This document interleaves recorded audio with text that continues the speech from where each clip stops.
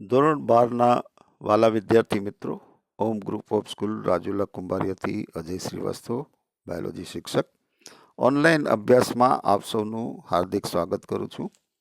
ગઈકાલે આપણે lesson number 5 કે જેમાં આપણે આનુવાંશિકતા અને ભિન્નતાના સિદ્ધાંતને સમજવાનો પ્રયત્ન કર્યો કે શરૂઆત કરી, જેમાં મેન્ડલે કરેલા આનુવાંશિકતાના પ્રયોગો, જેમાં એને વટાણાના છોડ ઉપર અભ્યાસ કર્યો કે જેમાં એને 7 જોડ વિરોધાભાસી લક્ષણો છે એ એના પ્રયોગમાં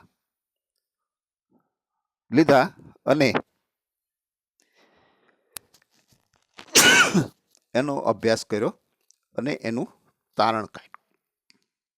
આજે આપણે એક જનીનનું વારસાગમન એટલે કે એને એક સંકરણ પ્રયોગ કહેવામાં આવે છે, એને શીખીએ.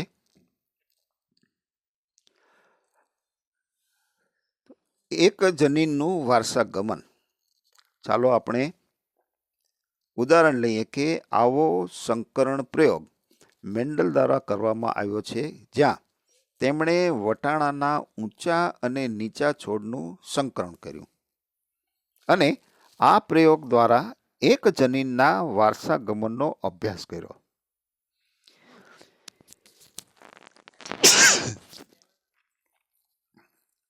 અહીં મેન્ડલે છે એ વટાણાના છોડમાં ઊંચા અને નીચા છોડનું સંકરણ કર્યું છે. એટલે કે અહીં એક જનીનના વારસાગમનનો અભ્યાસ કર્યો છે.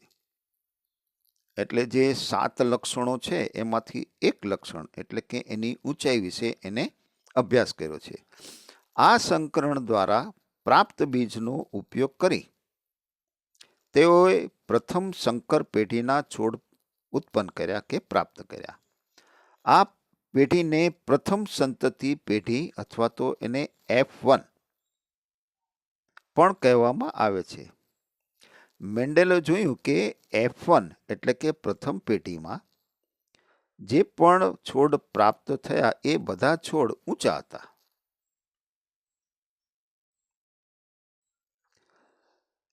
જે પ્રથમ પેઢીની સંતતિ છે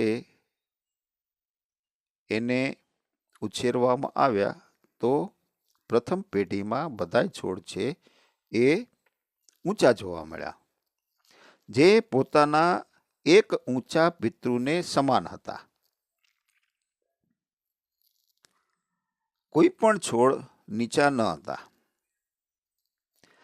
તેઓને આ જ પ્રકારના પરિણામ અન્ય પ્રકારના લક્ષણોમાં પણ જોવા મળ્યું. તેઓએ જોયું કે F1 સંતતિઓ એટલે કે પ્રથમ પેઢી હંમેશા કોઈ એક પિતૃને સંબંધિત હતી.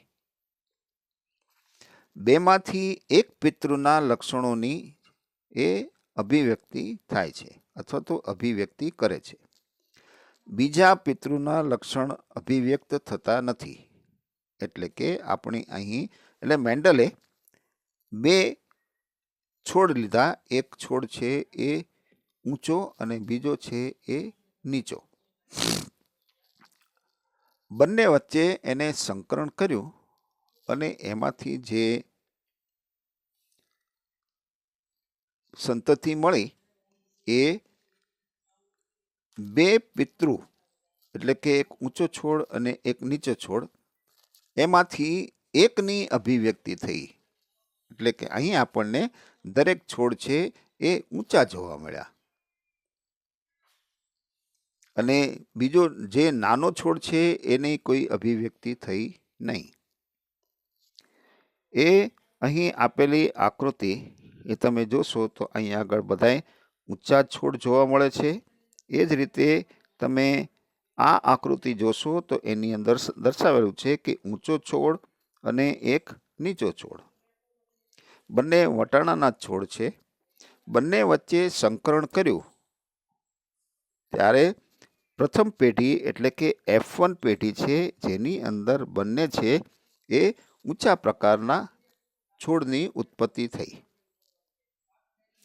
અહીંયા આ ઉપર આપેલા 2 પિતૃઓ એટલે કે એક ઊંચો છોડ અને એક નાનો છોડ, જેમાંથી ઊંચા છોડ છે એની અભિવ્યક્તિ થઈ, પણ બીજો પિતૃ છે નીચો જેની અભિવ્યક્તિ થઈ નથી.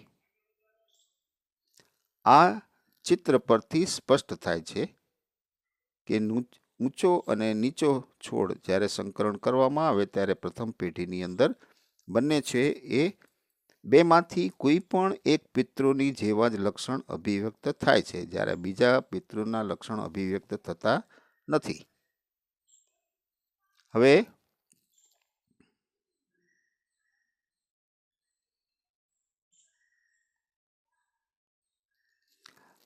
મેન્ડલે F1માં પ્રાપ્ત થતા બધા ઊંચા છોડનું સ્વફલન કરાવ્યું. હવે અહીંયા આગળ એ સ્વફલન કરાવે છે, સંકરણ કરાવતા નથી. F1 એટલે કે પ્રથમ પેઢીમાં જે ઉત્પન્ન થયેલા બધા ઊંચા છોડ છે એનું સ્વફલન કરાવ્યું છે. તો આપણને જોઈને આશ્ચર્ય થશે કે F2 પેઢીમાં પ્રાપ્ત થતા કેટલાક છોડ છે એ નીચા હતા. જે લક્ષણ F1 પેઢીમાં જોવા મળતું ન હતું, જે હવે પ્રદર્શિત થયું. F2 પેઢીમાં નીચા છોડનું પ્રમાણ છે એ 1/4 એટલે કે 25% જેટલું હતું, જ્યારે F2 પેઢીમાં 3/4 એટલે કે 75% છોડ છે એ ઊંચા હતા. તો આપણે આ આકૃતિ જુઓ તો એની અંદર તમને ખ્યાલ આવશે કે પ્રથમ પેઢી છે એની અંદર બંને છોડ છે એ ઊંચા જોવા મળે છે, જ્યારે એની બીજી પેઢી જોઈએ કે જેમાં સ્વફલન કરવામાં આવ્યું છે એની અંદર 1/4 ભાગ એટલે કે 25% એ નાના છોડ જોવા મળે છે, બાકીના 75% છે એ છોડ ઊંચા જોવા મળે છે. ઊંચા અને નીચા છોડના લક્ષણો તેના પિતૃ છોડને સમાન હતા. ફરીથી વાંચું છું. ઊંચા અને નીચા છોડના લક્ષણો તેના પિતૃ છોડને સમાન હતા અને તેમાં કોઈ પણ પ્રકારનું સંમિશ્રણ ન હતું.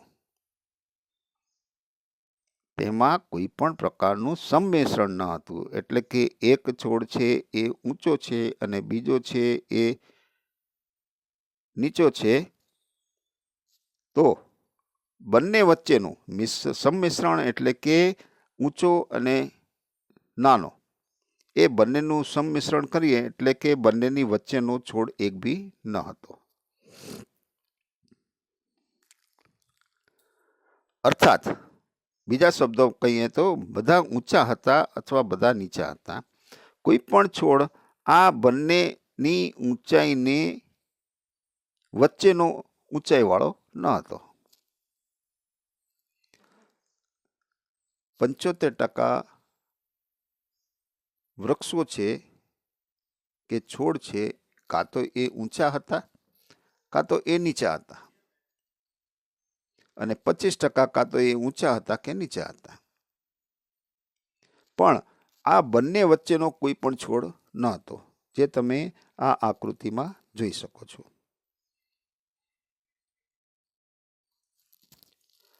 અન્ય લક્ષણોનો અભ્યાસ કર્યો તેમાં પણ એઓને આવા જ પરિણામ પ્રાપ્ત થયા. એટલે કે F1 પેઢીમાં માત્ર એક જ પિતૃના લક્ષણો છે એ પ્રદર્શિત થયા. F1 પેઢીમાં માત્ર એક જ પિતૃના લક્ષણ છે એ પ્રદર્શિત થયા, જ્યારે F2 પેઢીમાં બંને લક્ષણો એટલે કે 3:1 પ્રમાણમાં અભિવ્યક્ત થયા. વિરોધાભાસી લક્ષણોમાં બંને F1 અને F2 સ્તર પર કોઈ પણ પ્રકારના સંમિશ્રણ જોવા મળ્યા નહીં.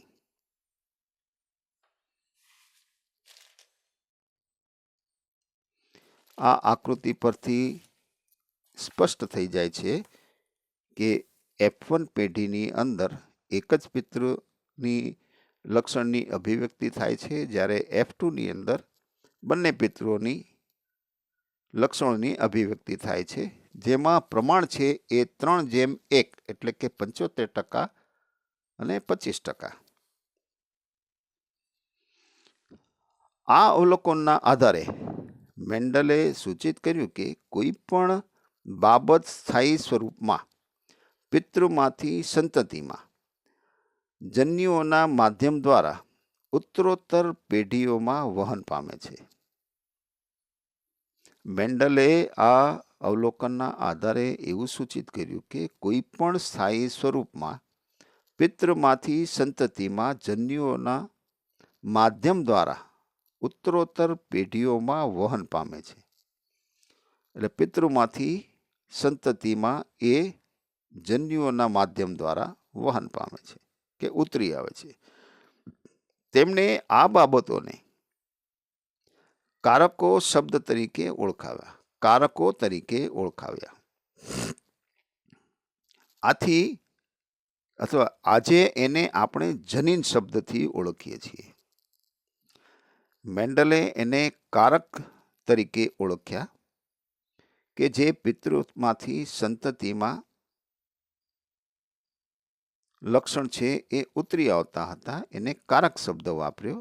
આજે આપણે આમને જનીન શબ્દથી ઓળખીએ છીએ. એટલે કે જનીનો એ આનુવાંશિકતાના એકમો છે. જનીન છે એ આનુવાંશિકતાના એકમ છે. જનીનો સજીવોમાં નિશ્ચિત લક્ષણોની અભિવ્યક્તિ માટેની માહિતી ધરાવે છે. તો આ જનીન છે એ દરેક સજીવોમાં નિશ્ચિત લક્ષણોની અભિવ્યક્તિ માટેની માહિતી ધરાવે છે. જનીનો કે જે વિરોધાભાસી અભિવ્યક્તિઓની જોડનું સંકેતન કરે છે. આ જનીન છે કે જે વિરોધાભાસી અભિવ્યક્તિઓની જોડનું સંકેતન કરે છે, જેને વૈકલ્પિક કારક કહેવામાં આવે છે. એટલે કે તે જનીનથી થોડુંક ભિન્ન હોય છે. એટલે જનીનની અંદર છે એ અલીલ્સ આવેલા હોય છે કે એને વૈકલ્પિક કારક પણ કહી શકાય. એ જનીન કરતા સ્વાભાવિક છે કે થોડુંક ભિન્ન હોય. એટલે જનીનની અંદર કારક જોવા મળે. જો આપણે મૂળાક્ષરી સંકેતોનો પ્રત્યક્ષ જનીન માટે ઉપયોગ કરીએ તો મોટી લિપિને આપણે F1 તબક્કામાં વ્યક્ત થતી અભિવ્યક્તિ માટે લેવી અને નાની લિપિને અન્ય વ્યક્ત થતી અભિવ્યક્તિ માટે લેવી. ઉદાહરણ તરીકે ઊંચાઈના લક્ષણમાં ઊંચી અભિવ્યક્તિ માટે એટલે કે ટી એટલે કે ટોલનેસ, ટોલ એટલે ઊંચું, એને આપણે કેપિટલ ટી તરીકે અને નીચી અભિવ્યક્તિ માટે આપણે જો સ્મોલ ટીનો ઉપયોગ થાય છે. એટલે કેપિટલ ટી અને સ્મોલ ટી એ એકબીજાના અલીલ છે. બીજા શબ્દોમાં છોડમાં ઊંચાઈ માટેના આવેલા અલીલ એટલે કે કેપિટલ ટી અથવા તો કેપિટલ ટી અને સ્મોલ ટી અથવા તો સ્મોલ ટી. મેન્ડલે એ પણ સાબિત કર્યું કે શુદ્ધ સંવર્ધિત વટાણાની ઊંચી અથવા નીચી જાતમાં અલેલની જોડ છે એ સંયુગ્મી હશે. ક્રમશઃ કેપિટલ ટી એટલે કે કેપિટલ ટી છે એ ઊંચા છોડ માટેનો છે. એટલે એના બંને અલીલ છે એ કેપિટલ ટી હશે. નાના છોડ માટે છે એ સ્મોલ ટી છે. એટલે બંને અહીંયા નાના છોડને અભિવ્યક્ત કરે છે. જ્યાં આગળ કેપિટલ ટી અને સ્મોલ ટી છોડના જનીન પ્રકાર અને ઊંચા કે નીચા જેવા વર્ણાત્મક શબ્દોને સ્વરૂપ પ્રકાર કહેવામાં આવે છે. કેપિટલ ટી અને સ્મોલ ટી એ છોડના જનીન પ્રકાર છે. પછી કેપિટલ ટી લઈએ એટલે સામાન્ય રીતે એને ઊંચો છોડ કહેવાય. જોવામાં આપણને એ શું લાગે છે, ઊંચો કે નીચો, તો એને સ્વરૂપ પ્રકાર કહેવાય. એનું બંધારણ, જનીન બંધારણ કયું, તો કેપિટલ ટી. જોવામાં કેવું લાગે, તો કે ઊંચું અને નીચું. તો જે આ અવલોકન એટલે કે જે બહારથી જોઈ શકાય, ઊંચું કે નીચું, એ છે એને સ્વરૂપ પ્રકાર કહેવાય. જ્યારે એનું બંધારણ છે એ એટલે કે જનીન પ્રકાર છે, એને આપણે કેપિટલ ટી કે સ્મોલ ટી, એને જનીન પ્રકાર કહેવાય. એટલે જીનોટાઈપ અને ફિનોટાઈપ. જો કોઈ છોડનો જનીન છે એનો પ્રકાર જનીન પ્રકાર કેપિટલ ટી અને સ્મોલ ટી હોય, તો એનું સ્વરૂપ પ્રકાર શું હશે? આ એક પ્રશ્ન છે, એ તમારે શોધી કાઢવાનો છે. એ તમને આ આકૃતિમાંથી જ મળી જશે.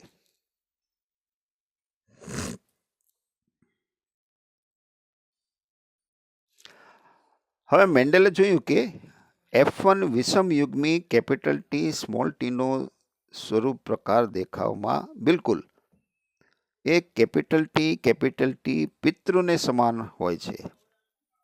એટલા માટે તેમણે એવું સૂચન કર્યું કે અસમાન કારકોની જોડમાંથી કોઈ એક કારક બીજા કારક ઉપર પ્રભાવી થઈ જાય છે. આજે વિષમ યુગ્મી એટલે કે જુદા જુદા પ્રકારના જનીનો એક સાથે હોય તો એને આપણે વિષમ યુગ્મી કહીએ છીએ. જેમ કે કેપિટલ ટી અને સ્મોલ ટી, એનો જો સ્વરૂપ પ્રકાર જોવામાં આવે તો એ બિલકુલ પોતાના કેપિટલ ટી પિતૃને સમાન હોય છે. એનો મતલબ એમ થયો કે આ જે કેપિટલ ટી છે એ સ્મોલ ટી ઉપર પ્રભાવી છે. તેને પ્રભાવી કારક કહેવામાં આવે છે. અને જ્યારે બીજો છે જેને આપણે સ્મોલ ટી તરીકે ઓળખીએ છીએ એને પ્રચ્છન્ન કારક કહેવામાં આવે છે. આવા કિસ્સામાં કેપિટલ ટી જે ઊંચાઈ માટેનું એક કારક છે, જ્યારે સ્મોલ ટી એ નીચા એટલે કે વામનતા માટેનું એક કારક છે. જે પ્રચ્છન્ન છે તેના પર પ્રભાવી છે. બીજા અન્ય લક્ષણોની જોડમાં તેનો અભ્યાસ કર્યો, તેમાં પણ આ જ પરિણામ પ્રાપ્ત થયું.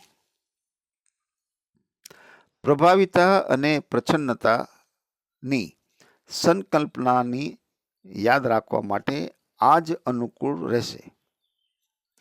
મોટા અને નાના અક્ષરોનો ઉપયોગ કરવામાં આવે.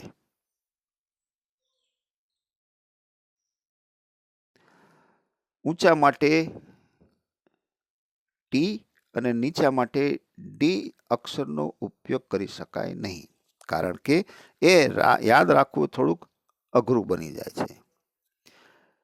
શું ટી અને ડી એક જ જનીન કે લક્ષણના અલેલ છે કે નથી? ડી એટલે ડ્વાર્ફનેસ, જેને આપણે કહીએ વામનતા. સંયુગ્મની બાબતે અલેલ સમાન હોઈ શકે છે, જેમ કે કેપિટલ ટી અને સ્મોલ ટી, અથવા વિષમ યુગ્મની બાબતે એ અસમાન પણ હોઈ શકે છે, જેમ કે કેપિટલ ટી સ્મોલ ટી. જ્યારે કેપિટલ ટી સ્મોલ ટી છોડ એક લક્ષણનું નિયંત્રણ કરતા જનીન માટે વિષમ યુગ્મી છે, તેને એક સંકરણ કહેવામાં આવે છે. અને કેપિટલ ટી અને સ્મોલ ટી વચ્ચે કરવામાં આવેલ સંકરણને આપણે એક સંકરણ પ્રયોગ કહેવામાં આવે છે. કારણ કે અહીં આપણે એક જ લક્ષણનો અભ્યાસ કરીએ છીએ, કે એક જ લક્ષણના અભિવ્યક્તિ માટેનો અભ્યાસ કરીએ છીએ, એટલા માટે એને એક સંકરણ પ્રયોગ કહેવામાં આવે છે, જ્યાં આગળ અલેલની માત્રા એક જ હોય.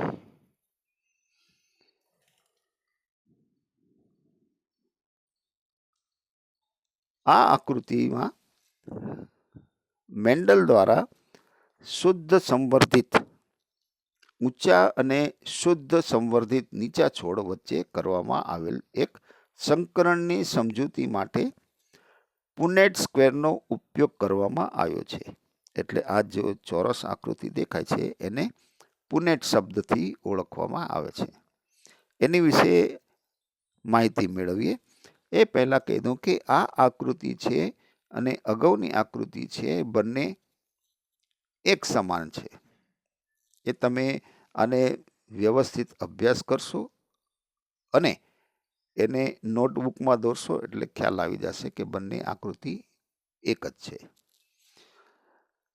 પણ આ જે પુનેટ સ્ક્વેરની મદદથી આપણે જે પણ અભ્યાસ કરીએ એ થોડોક સરળ પડે. એની વિશે માહિતી મેળવીએ તો આ નિરીક્ષણ પરથી પ્રચ્છન્ન પિતૃ લક્ષણની અભિવ્યક્તિ કોઈ પણ સંમિશ્રિત વગર F2 પેઢીમાં થાય છે.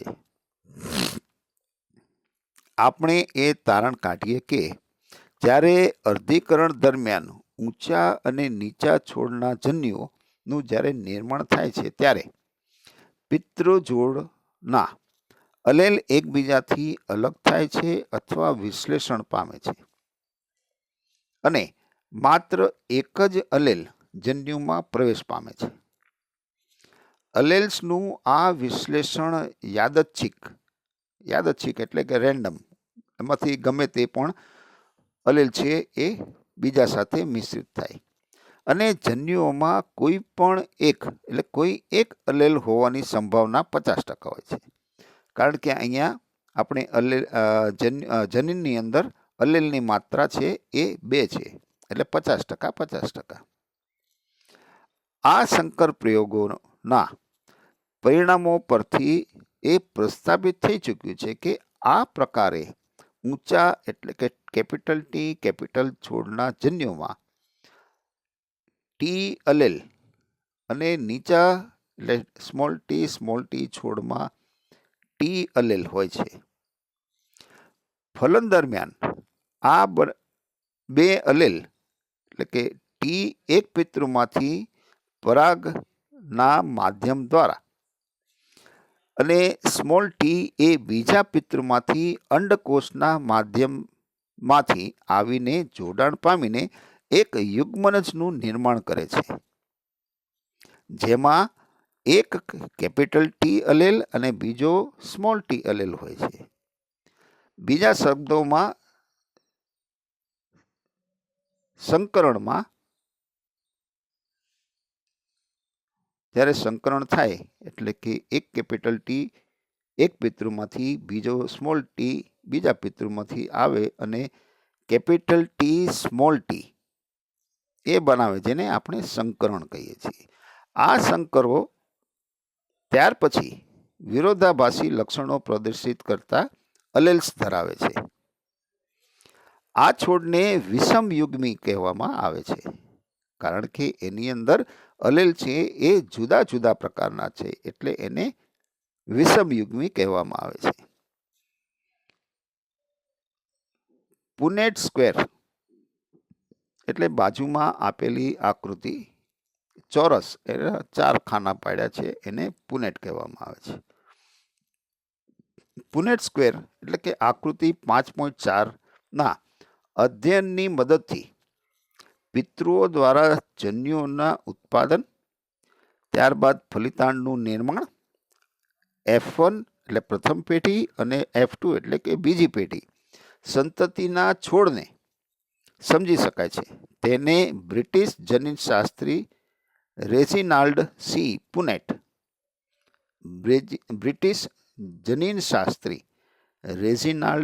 સી પુનેટ દ્વારા વિકસિત કરવામાં આવી છે. આ આલેખી રજૂઆત જનનિક સંકરણ પ્રયોગમાં સંતતિના સંભવિત બધા જનીન પ્રકારની ગણતરી કરવા માટે વપરાય છે.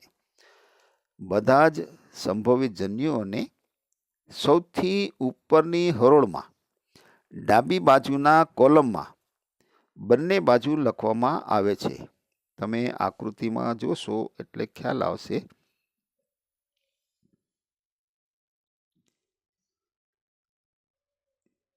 જનીન પ્રકારની ગણતરી કરવા માટે વપરાય છે અને હરોળમાં સંભવિત જન્યુઓની સૌથી ઉપરની હરોળમાં ડાબી બાજુના કોલમમાં બંને બાજુ લખવામાં આવે છે. તો ઉપર તમે જોશો તો ઊંચો છોડ છે એની નીચે જનીન લખ્યું છે ટી, જેના અલેલ એટલે કે જન્યુઓ એ બંને છૂટા પડે છે 50% 50%, એટલે કેપિટલ ટી. એ જ રીતે નીચા છોડ એટલે કે સ્મોલ ટી જે છૂટા પડે છે સ્મોલ ટી. પછી ઉપરના બંનેનો ગુણાકાર કરવામાં છે, એટલે સંભાવના કેપિટલ ટી સ્મોલ ટી. એ જ રીતે બીજાનો ગુણાકાર કરવામાં આવે છે. બધા સંભવિત સંયોજનોને નીચેના સ્ક્વેરના ખાનામાં દર્શાવવામાં આવે છે કે જે માહિતી સ્ક્વેર સ્વરૂપે રજૂ થાય છે.